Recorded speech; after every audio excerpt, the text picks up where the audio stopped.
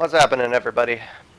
Just doing a little bit of War Thunder, and I got back into the game and have played it a lot over the past couple nights.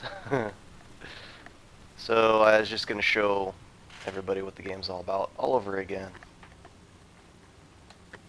So the game's basically a free-to-play, multiplayer, online, military combat type of game.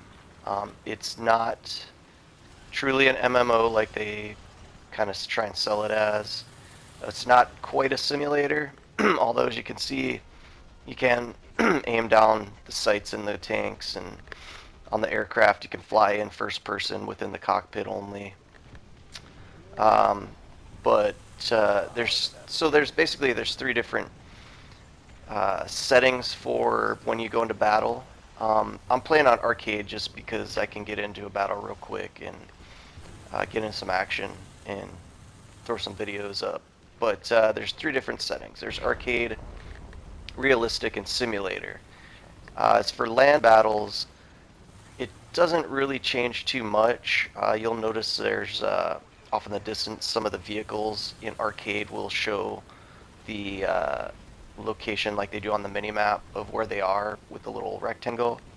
And then for arcade, it also will give you like a silhouette outline so you can see them through cover that they're hiding behind.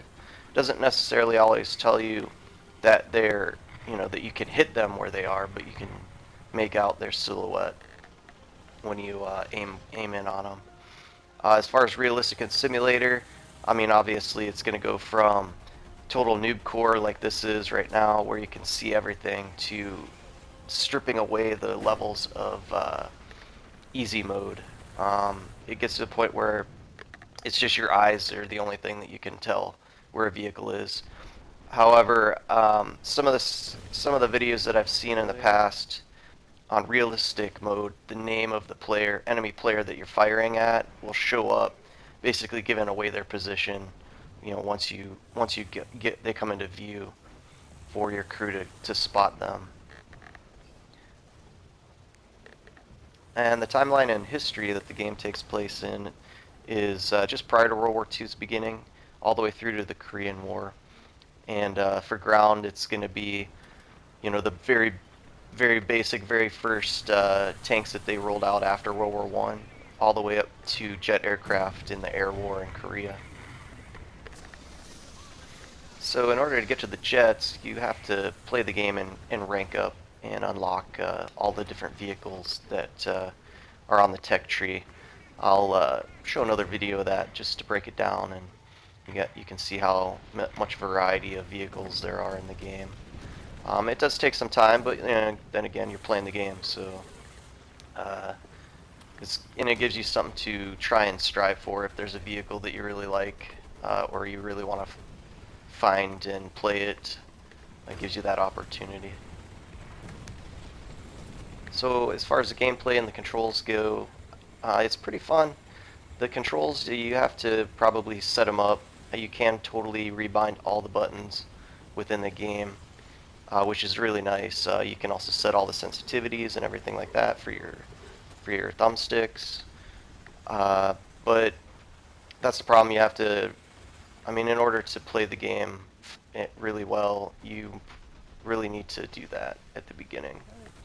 Unless you can really get used to the default controls, which are nothing like any other combat type of game. So like compared to Battlefield, I had to basically retool all the key bindings to that game because I played it so much. I would just get all messed up pressing buttons and whatnot. So one more thing before I cut out the dialogue and just continue on with the video, is that the game now plays with PC and PlayStation users on the same maps at the same time.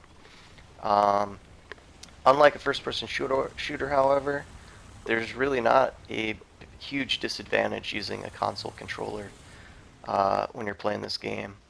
I'm sure it's probably a lot easier, especially with all the key bindings, to use a mouse and keyboard, which this game does support on PlayStation. I just don't. I kind of like the feel of the controller when it comes to handling vehicles. Um, whereas a first-person shooter, I mean, a mouse and keyboard's obviously going to win that battle every time. But I haven't really noticed any disadvantages when it comes to playing with the console controller against other PC players. Um, I guess it's just the way that the controls are set up to where your vehicle is primarily controlled by the cursor, that circle, and the crosshair will follow it around, track it. So it's not a point and shoot, point and click environment like a first-person shooter is. The vehicle itself is trying to keep up with your pointing and clicking. So a console controller is not going to be at 100% disadvantage in that aspect. So that's pretty much it for this video, for the dialogue anyway. It's going to play out the rest of the video so you guys can see just how good it looks and, you know, kind of some of the crazy stuff that can happen. But anyway, hope you enjoyed this and it was informational for you. Catch you later.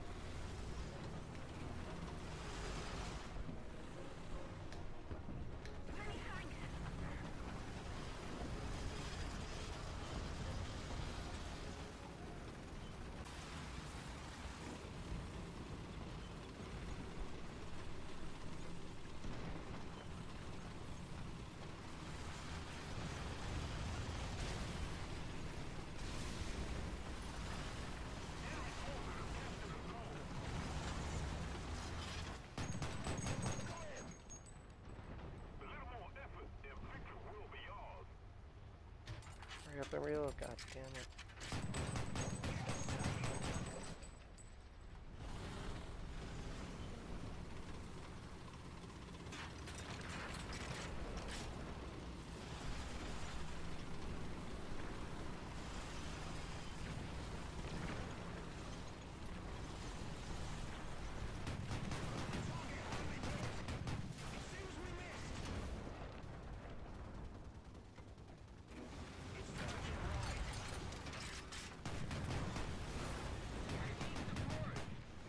Oh shit.